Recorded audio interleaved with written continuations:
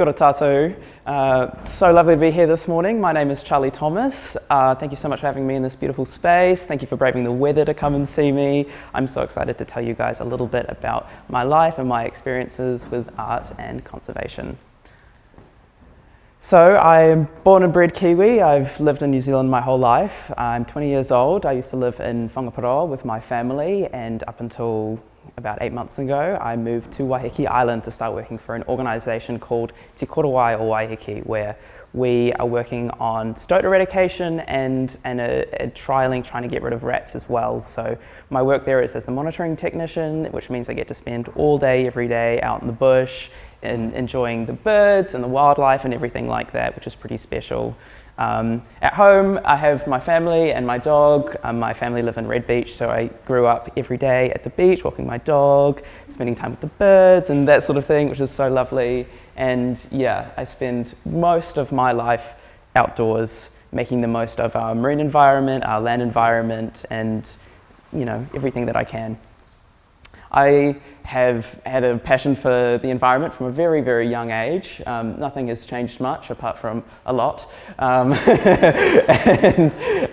So my passion for the environment came from, I literally cannot remember when I started picking up bugs and lifting up rocks and that sort of thing. My parents have always told me that they also cannot remember because it's just been a part of me my entire life. I've been so lucky to have been exposed to so many incredible experiences from such a young age, spending time with Department of Conservation, Wingspan Trust, and just, gosh, everything. I spent a lot from age 9, I've been volunteering with Auckland Museum to help rehome specimens and that sort of thing. My best friend is Root Climb Past the Bugman. He's been the most amazing mentor ever, and yeah, it's been a pretty exciting life for me, surrounded by bugs and birds and all things wonderful.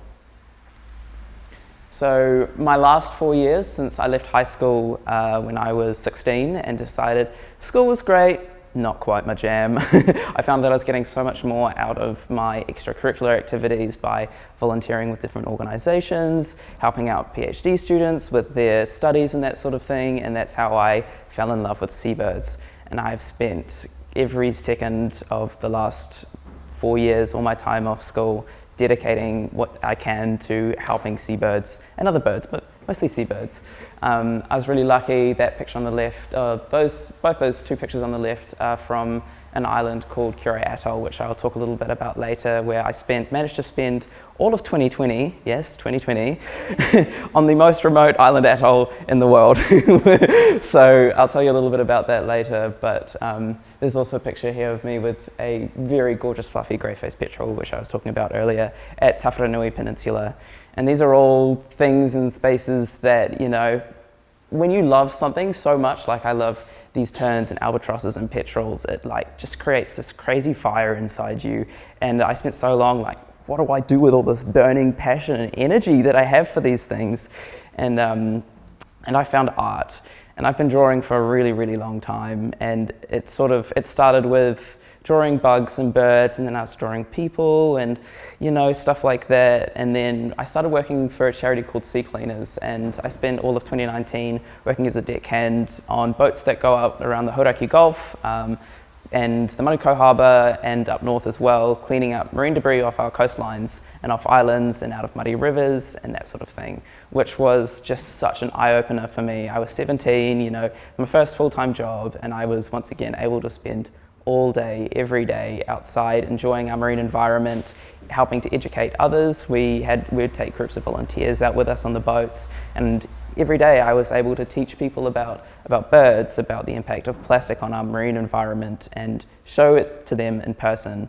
And there was one particular day where we were off the coast of Rangitoto Island, and I saw a pied cormorant, which I have in my hands there, that was flying along and ended up crashing into the water because it had a huge lump of nylon hanging off the back of it. And I ended up chasing that bird it hit the water and it didn't come up, and I was like, right, okay. So I launched the kayak off the boat, and I spent about 20 minutes paddling around after it. And if you guys have ever seen a cormorant in the water, they don't put their heads up out of the water for very long, especially if it's not happy. So I was dealing with, 10 seconds of bird sticking its head out, looking around, and then 2 minutes of swimming around trying to chase it. But eventually I managed to corner it. I throttled it, grabbed it in the boat and took it back, and I was able to remove all of the nylon off of its wings and stuff like that and release it happy as, and hopefully it's still fine, but it swam off happy. So that was a really good news story for me, because a lot of my job at Sea Cleaners, I was finding cormorants like that didn't have such a happy ending, that had died wrapped up in nylon or full of plastic or that sort of thing. And that this really stuck with me for a while afterwards, and I just felt really unsettled and uneasy for about a week after. I couldn't quite figure out what it was, and so I decided to sit down and just paint what I was feeling, and I ended up painting this picture, which is A2. So it's one of my bigger paintings, but finishing it and being able to share that message of the impact that fishing nylon is having on these birds every single day. Like, you know, cormorants are so smart, and as soon as they see a boat go out to go fishing and you put your line in the water, there will be a cormorant there sitting there waiting to steal your bait or steal your fish or something. So this picture helped me, you know, have some closure and feel better about everything that happened, and also talk a little bit more about, you know, just spreading that awareness. And the theme of plastic continued for me as my job at Sea Cleaners continued. Obviously, plastic plays a huge role in pollution in the marine environment, and it was a lot of what I was dealing with on a day-to-day basis. And I was having all these horrible pent-up emotions. I was just so distraught about the state of the Gulf and what I was seeing every single day. And being able to paint these just changed everything for me. I was able to turn all of that horrible, distraught energy into something creative that I could share with people, that people could share with other people. And it's a little bit more digestible, and it's not, you know, you open up Facebook and you see pictures of whales full of plastic and stuff like that, and it's horrible, and it never filled me with hope. It just made me feel sad. And so creating these pictures helped me, you know, spread this message in a way that was easier to look at and think about. And this picture on the right was actually after, I can't remember, I think it must have been 2019 that I did it, but it was when when a big female sperm whale washed up with the dead calf inside, and also like a whole, I can't remember how much plastic, but like her entire stomach was totally full of plastic, and that really stuck with me. So that was what inspired this picture as well. But I was before I actually got my job at Sea Cleaners, I was selected as a youth ambassador to spend a week on the North Shore of Oahu, which you would think is beautiful and pristine and clean, green, surfing, whatever. And don't get me wrong, it's beautiful, and I absolutely fell in love with that place. But when we got to the coastline, there was no sand, it was just plastic. It was nothing but microplastic for as far as we could see. It was coming in on the tide and the water and everything, and it was just heartbreaking. I'd been to Hawaii a couple times before with my family for holidays and hadn't experienced anything like this, and that really shook me. And like that big ghost net down there, that big net, there are so many of those all up and down the coastline, and they come from fishing vessels that just, instead of getting a net fixed, they just snip it and let it drift off into the ocean. And they're called ghost nets because even after they've stopped being used commercially, they will continue to kill stuff and grab and wrap up with sharks and turtles and coral. They rip all the coral off the seabed, and it is awful. And it took like 8 people to move that big chunk of rope as well. So it was pretty distressing, and once again inspired me to do some art about it to spread that message. But while I was on the North Shore of Oahu, I learned that there were albatrosses living in Hawaii, and I was like, no way, albatrosses in Hawaii? I thought they were all, you know, down south in New Zealand, and I couldn't quite believe it. So when I heard of an island called Midway Atoll, I heard about the island. This is Midway Atoll. First I heard about Midway Atoll and the impact, and that is where most of these albatrosses live. Now, some of you might know Midway Atoll from the Battle of Midway back in World War II. It's about 2,000 miles northwest of the main Hawaiian Islands, and if you're lucky, you can get on a very, very limited flight, or you can get on a ship that takes 7 days to get there. And Midway and Midway Atoll are 2 huge refuges for these amazing albatrosses that I just fell head over heels in love with. I was very lucky to have spent all of 2020, just about all of 2020, living on this atoll here. And you can see, this is quite an old photo, back when they used to have a big tower in the middle to send out signals so that people wouldn't crash into it. And it used to have a runway where the Coast Guard would land their planes there and take care of the land station. But when I was there, it was me, 3 Americans, and 35,000 albatrosses, and not much else.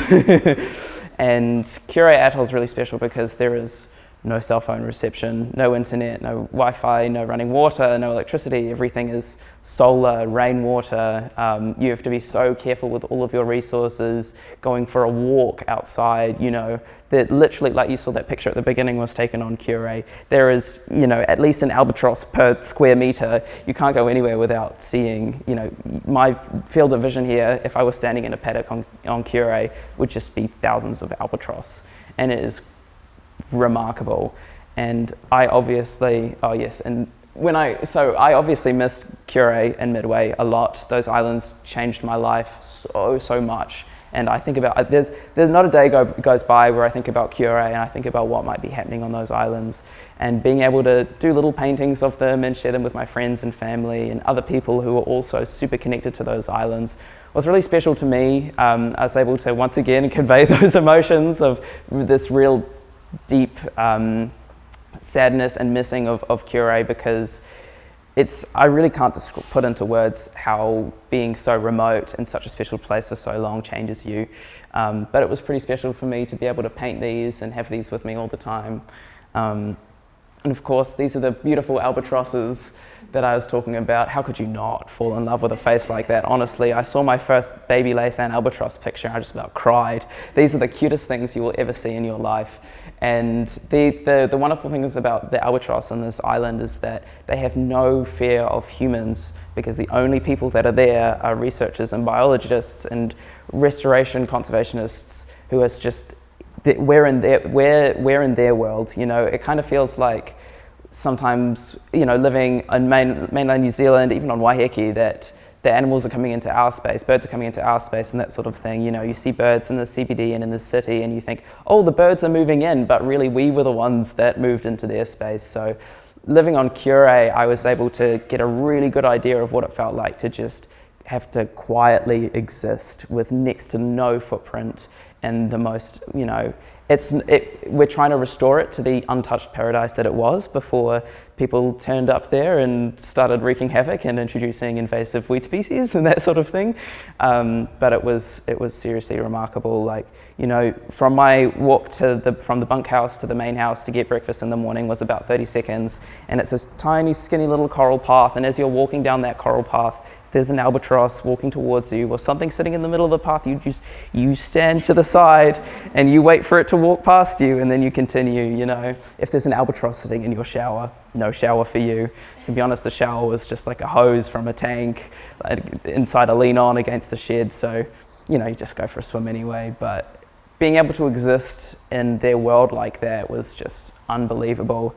And they became my muse for a long time. I spent so many hours painting these beautiful birds because I just couldn't stop looking at them. There's so much charisma and just expression in their faces, and it was so lovely, all the little wispy bits, and it was so nice to be able to paint a beautiful creature and highlight all those tiny details in its bill and in its face and feathers and stuff like that. And then I did these before I moved to Midway, before I was living on Midway, and to be able to paint this and then go and actually live with them was just like amazing. It was so special. And albatrosses remain my favorite animal. There's something about this face that I just can't get over. All of these photos were taken with a zoom lens, obviously, but what I loved to do was I would just go and I'd just stand somewhere quietly or sit somewhere quietly with my wide angle lens or my telephoto, and I'd just wait for an albatross or something to walk up to me and have a look at me. There's no intruding on anyone's space. You're just so respectful and letting them check you out. You're not allowed to make eye contact or interact with it. You just take the pictures and then go back to the bunkhouse and look afterwards.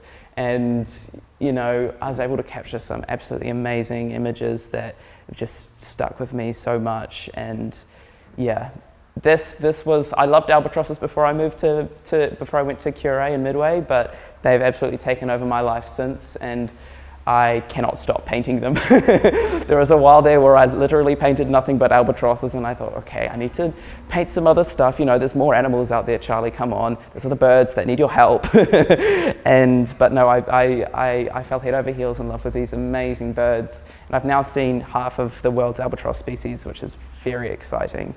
And I even painted every single one of them in one picture for World Albatross Day last year, which was very cool. And I have yet to see some of them, but I'm hoping that one day I will, because they are just absolutely magnificent. And once again, this poster got shared all over the place for World Albatross Day, and there are people who love seabirds and, you know, albatrosses and stuff, but they don't realize that there's about approximately 23 species of them and where they come from. They don't know that there's a species in Japan, a species in Galapagos, that New Zealand has so many different species of albatross. New Zealand is the seabird capital of the world, which most people don't know, and I think that is something so, so special. So the first picture on the left is something that when I first went to the North Shore of Oahu, and I was an ambassador for Sea Cleaners, I heard about a guy called Chris Jordan, and he'd made a film called Albatross, which was on Midway Atoll, that he filmed across about 8 years, I think. And it's less of a documentary. I feel like it's more of an art piece. It was, watching this documentary, I just sat at home and sobbed for the entirety of it, pretty much. I could not recommend more that you watch his film. It's called Albatross. You can watch it for free online, and it changed my whole perspective on everything.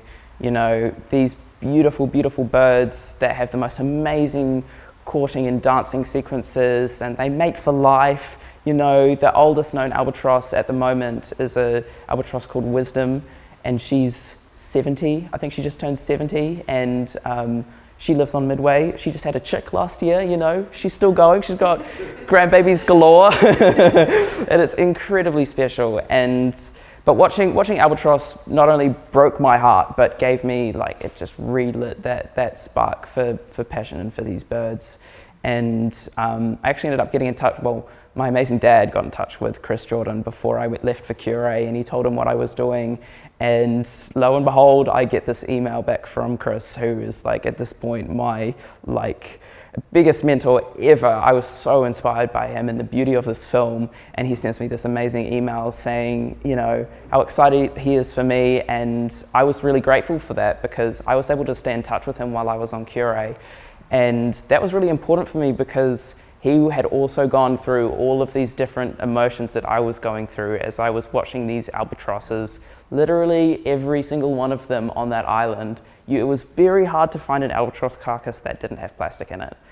And, you know, that was a lot for me. That was really hard. You know, I love these animals so much, and being able to process and deal with that was made a lot easier by taking these pictures and being able to bring that story back. When I first watched Albatross, I thought, I need to go there. I need to see this with my own eyes, and I need to bring it back and tell the story myself. You know, I was telling the story with his pictures, which was amazing because they're incredible, but to be able to say, I've seen it, these are my photos, you know, this is plastic from inside one of those albatrosses on Cure Atoll. You know, it's pretty crazy, and for me it brings it home, and I think for you guys, I feel like you can connect to me and I'm connected to this. So it's those little connections that make everything feel so much more real, because you can see pictures like this on the internet and it feels like it's a million miles away, because, you know, you don't know where it's come from or whatever. So I feel like being able to bring these pictures home and talk about it just was so important, and so important to me. And I was able to paint it as well. I did the picture this picture before I left for Cure. I actually did this post watching Chris's documentary, because I was just heartbroken. And I did the one on the left after coming home. I'd been home for about a year, I think, and I decided to rewatch Albatross and re-experience the sound of the birds, the visuals of the plants and the birds dancing and that sort of thing. and do some more writing and do another painting to, you know, reflect what I had seen and re-reflect on what I had experienced. And I came up with this, and once again, you know, those pictures from before are pretty full on, you know. It's that bird on the left was only a chick. Both of them are potentially only chicks, and they still had so much plastic inside of them. So, you know, without having to look at a picture of a dead bird, you're still getting the same image of the amount of plastic that is potentially inside of them. So that chick, the painting you've done there on the right, because I was looking at the chick thinking, so how did that chick ingest that much? But is the mother exactly feeding that? So the albatrosses on Curie and Midway, we have black-footed and laysand albatrosses and a few short-tailed, and their foraging grounds are the North Pacific Gaia, which is where the Great Pacific Garbage Patch is. And so where albatrosses are out at sea all day. In fact, they will be out at sea foraging for potentially a whole month, or at least a few weeks, to go and get food, find food, bring it back, and feed their chick, which is on the island, and obviously can't fly. Their nests are little bowls in the dirt. They don't move around very much. They rely completely and entirely on their parents. So when their mother comes back, and their mother thinks that it's eaten fish off the surface of the water, picked up bits of squid and fish eggs and stuff like that, and they come back, they don't know that they're feeding them plastic.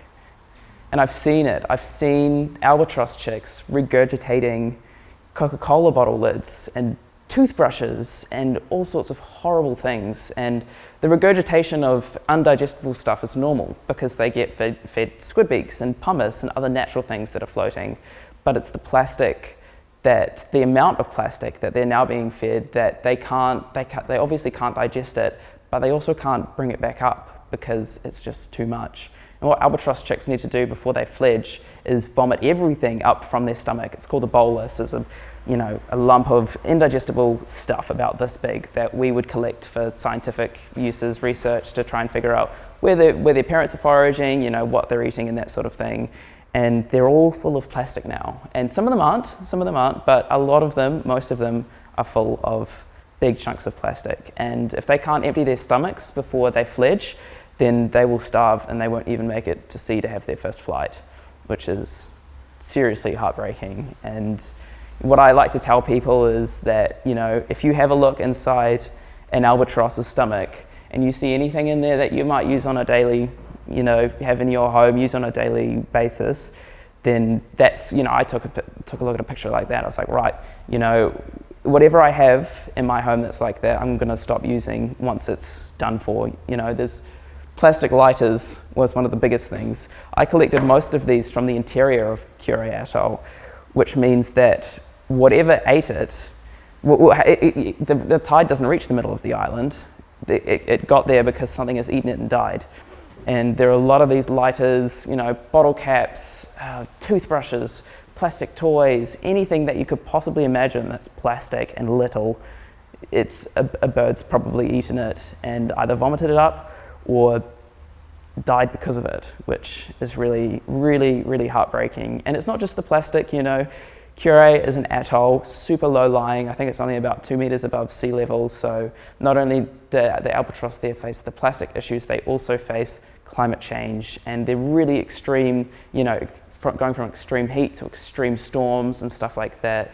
These poor, gorgeous little birds just can't handle those sorts of really extreme changes. So they are faced with all sorts of challenges on a daily basis. The one that's easiest to illustrate for me is the plastic. And it's the one that, you know, people can immediately make a difference in their lives. You know, you don't have to buy a plastic bottle of Coca-Cola. You know, you can bring a drink bottle from home or something like that. But it's not all doom and gloom. I like to mostly paint New Zealand native bird species. I find it's a really cool way to connect people to the wildlife in their backyard.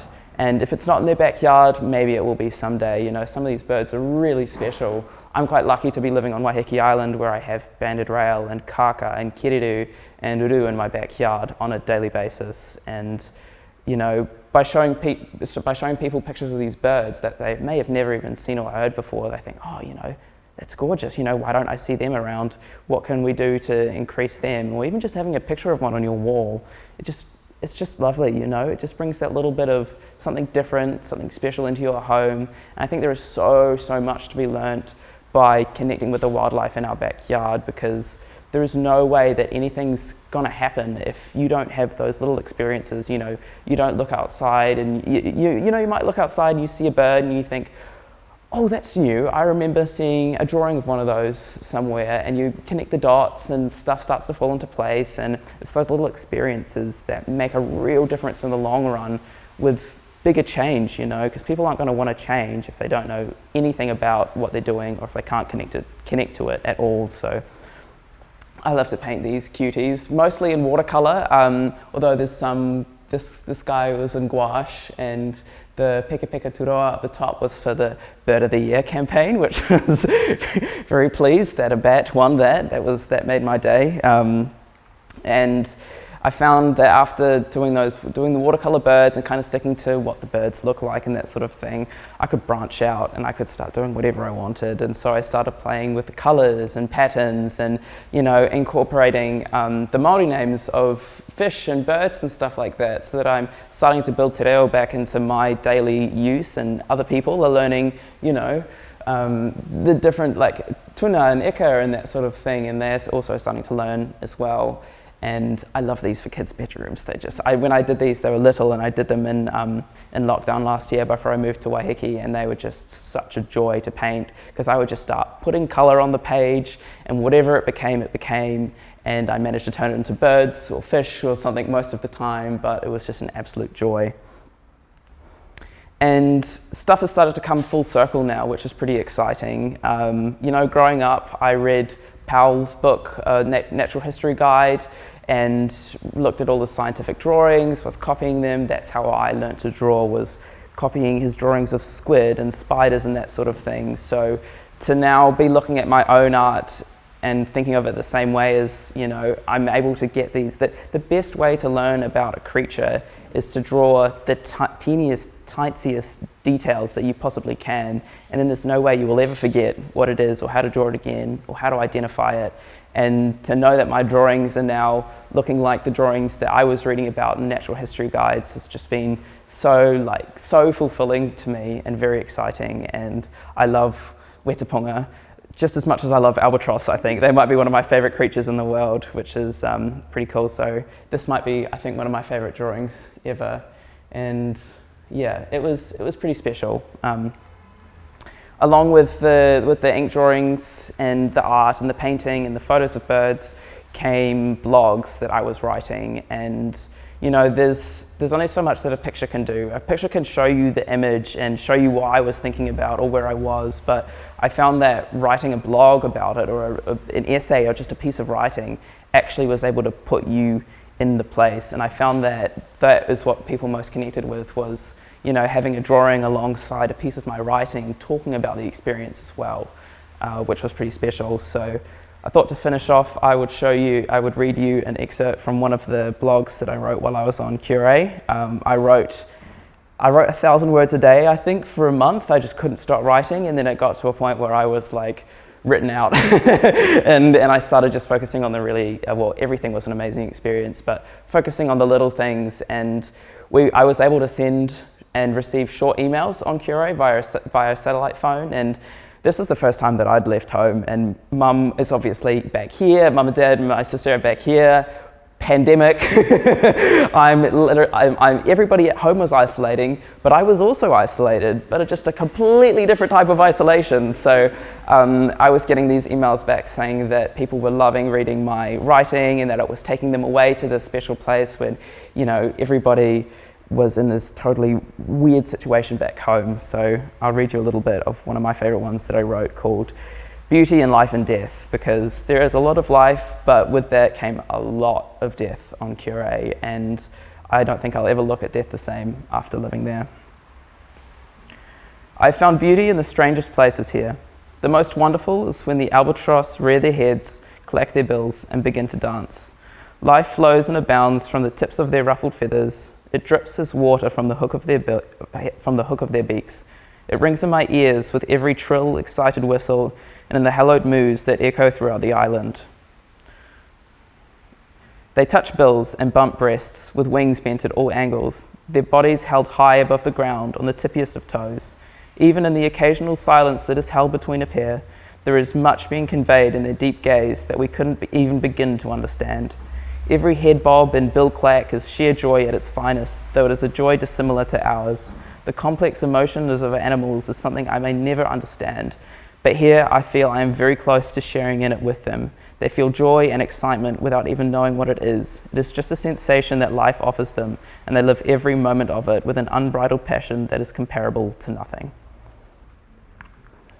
Thank you so much for listening so quietly and carefully, and if you would like to read more of my blogs or get in touch or have a look at my art on Instagram, you're more than welcome to up there, but I would love to answer any questions now if anybody has them.